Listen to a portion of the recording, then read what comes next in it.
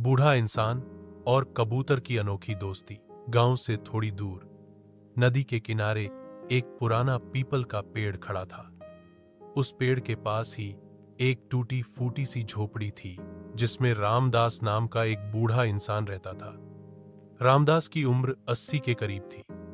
उसके सफेद बाल, झुकी हुई कमर और झुर्रियों से भरा चेहरा उसके जीवन की लंबी यात्रा की गवाही देता था। रामदास के कोई अपने नहीं बचे थे। पत्नी का बहुत पहले देहांत हो गया था और उसका बेटा शहर जाकर हमेशा के लिए गुम हो गया था। गांव के लोग उसका सम्मान तो करते थे, लेकिन कोई उसके अकेलेपन को समझ नहीं पाता था। उसकी जिंदगी का सहारा था उसका छोटा बगीचा और वहां आने वाले परिंदे। रामदास रोज सुबह उठकर दाना पानी डालता।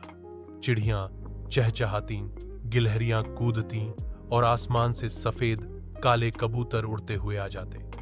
लेकिन उनमें से एक सफेद कबूतर रामदास के दिल के बेहद करीब था।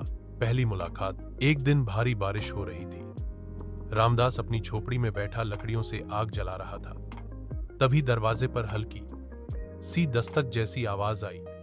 बाहर झांका तो देखा एक सफेद कबूतर भीगता हुआ कांप रहा था।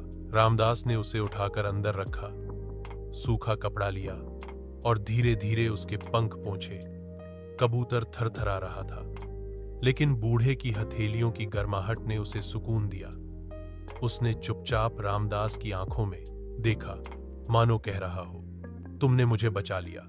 उस दिन से वह कबूतर रोज उसके घर आने लगा।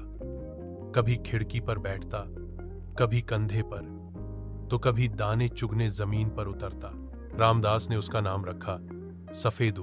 दोस्ती गहराने लगी। धीरे धीरे रामदास और सफेदू की दोस्ती गहरी हो गई। सुबह जब रामदास उठकर राम राम करता, सफेदू भी फड़फड़ाकर आवाज करता। जब